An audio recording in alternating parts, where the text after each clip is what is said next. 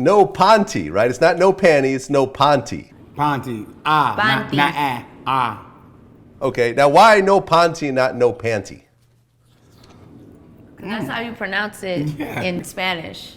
Like, you're never gonna say peony. It would be like panty. Okay. No. But I pulled down many panties in my life too, though. To say the least. Just so Feel you. So I checked out the project. You know, Salam Remi, I've known for a long time. Super, super talented. And he's the one who actually reached out to us about this. I checked out the project, and I think what I like the most is just how Spanish it sounds. Like, you know, but it's not like gimmicky. Like, it really just sounds authentic in the way you guys put it together. So congrats. Very dope project. Appreciate you, man. Thank you, man. Thank you. Yeah. You know, and the fact that y'all got Salaam Remi, he produced like every track, right? Yeah, he did single everything. one. Yeah. I mean, he has Crazy. instrumentalists on some joints, but he produced them, yeah. I mean, you got the guy who did Made You Look, who did both Fugees singles, who did Amy Winehouse, Right. Yeah. to Actually, do your whole project. Like, how does that feel? That's amazing. I have a tweet actually from a fan about 3 years ago asking me who is like my dream producer, and I actually responded and told him Salam Remy. So to see that come full circle years later, that's pretty dope. It's amazing. Yeah, no doubt. Now, how did this whole thing come together? Yeah, man. About that.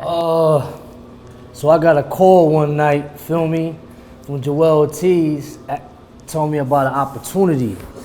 And he was telling me like, yo, listen, Salam reached out to me and shit like that. He wanna know what's good. Like, he's tired of the representation of Latinos in music. And he wants to bring a project forward to showcase that talent and that culture. So Joell was like, listen, I told a homie about you.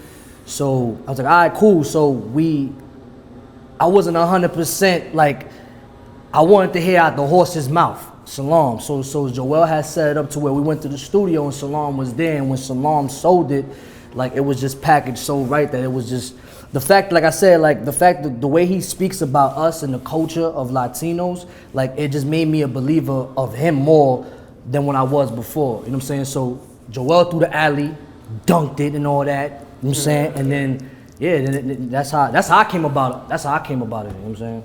Mm-hmm. I mean, but when I think of all three of y'all, I don't think of y'all as Latin MCs. I think of y'all as MCs. Like, you know, I think of like Lighter Shade of Brown or Kid Frost as, you know what I'm saying? Like, you know, I'm a little old school with it. But you know what I mean? Like, I think of those dudes as Latin MCs because they incorporate a lot of Spanish into what they do. But you guys, I mean, I don't know like your entire catalogs, but do you guys actually rap in Spanish yourself at all? I don't typically. I think I have a lot of references, a lot of, you know, phrases and things like that I'll just, you know, throw into my music. A lot of Spanglish specifically, like not just Spanish, but Spanglish, because I think it is a characteristic of like American Latinos, you know, Puerto Ricans specifically. We blend the languages a lot and it almost creates like its own little dialect. So I do a lot of that for sure. I don't speak Spanish well enough to try to incorporate it, to be honest with you. I mean, when the whole reggaeton wave hit, I had collaborated with a few of them, you know what I'm saying, to embrace the culture, like Alex and Fido. I got on the SOA remix and stuff like that, you know what I mean? But I don't rap in Spanish, I rap in English. You know, I'm a New Yorker, you know, I'm New Yorican, born here, so that's what I sound like. There's definitely a difference what's coming out of the islands of, you know, Puerto Rico, Dominican Republic, the rap music coming out of the island versus what we produce. There's definitely a difference, so. Okay, and what nationality are three of y'all? I'm Puerto Rican, Dominican. Afro-Latina, Black and Puerto Rican. Puerto Rican, Black too. Okay, so the Puerto Rican thing kind of runs. We have three Puerto Rican moms, you know what I'm saying? Yeah. Shout out to the mothers, Mark. Right. Now you don't speak Spanish very well, Joel. Nah, what no. about the other two of you? Do y'all speak Spanish well? I understand it. Yeah, I speak it pretty good, you know what I'm saying? When I'm speaking to a mommy, gotta get her in the bed and all that, you know, I gotta put my lingo in there, you know? Yeah, I speak it good, but I also understand it much better, you know what I'm saying? Yeah. Me too. So when Salam came to you guys and said, okay, I want to do something, but I want to do it very Spanish in the way that this project turned out, by, sampling a lot of classic Spanish records and so forth. Like, what was your initial take on it? Well, he never He said didn't that. present it that way. Yeah. He never said that. He was just like, yo, I'd like to do a record for the Puerto Rican Day Parade, actually. That's how it all started. Like, what y'all think about that? We was like, all right, cool. So we locked in and we did a record. And then we ended up doing one more record in New York or whatever before he presented to us, yo, why don't y'all guys come down to Miami to my spot? And we just vibe out and see what happens. And when we got down there, we heard the music and the ideas he had, but he didn't present it that way. He just presented it as, let's just work and get some records done. And the vibe was beautiful down there, and that's how y'all got West Side Highway Story.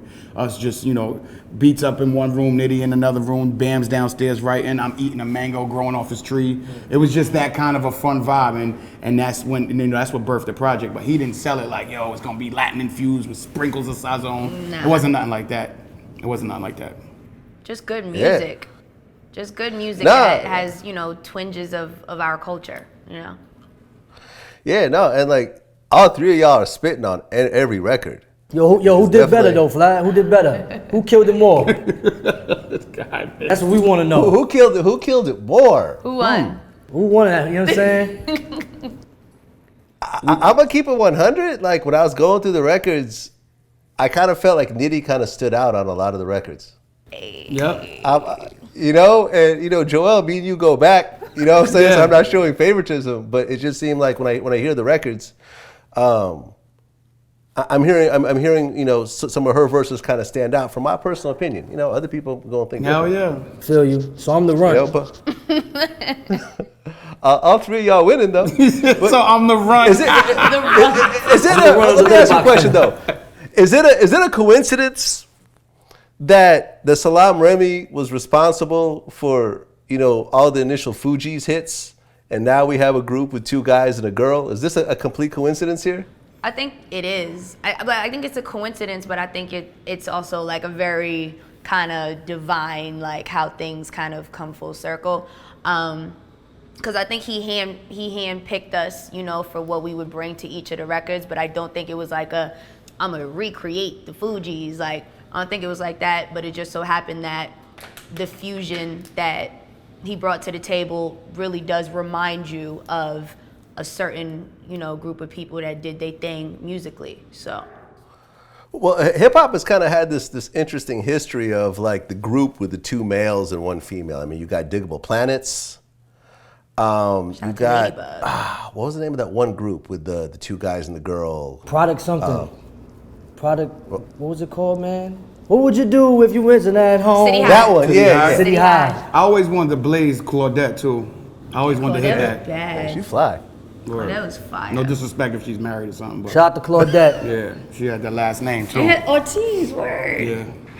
Yeah. Yeah, she was dope. Everyone had a crush on her back in the day. But it's definitely happened historically a lot. So I think we're a part of that now. Yeah. good. Now, why the It felt name good. No Panty? It felt good to, me coming from a group, coming from Slaughterhouse, to come over here and, because over in Slaughterhouse, it's bring bars, shine, oh my God, you heard what he said, he flipped that. So me personally, coming into this, it was more like, yo, have fun. Do something different. Don't make it all about, chewing people's head on. Not to knock what we do at Slaughterhouse, but that's what we came from when we formed that group. It was like, yo, we were taking that united front as spitters. Yeah. This is much different from that. You know what I'm saying? This is like, yo, good music coming up out of this, good vibes, producer influence. You know what I'm saying? Like, Salam had a vision. We just seeing his vision through to keep it 100. But in seeing his vision through, we have our own ideas that we add to the pot, and the records come out fire. That's it. It just comes out good. Now, why the name No Panty? Cause Salam is a freaky ass nigga, man. That's why. So, you know what I'm saying? Like, I don't even know like why. Like It's silly. It's random. Like. And we never had another name besides that. So it was almost like No Panty.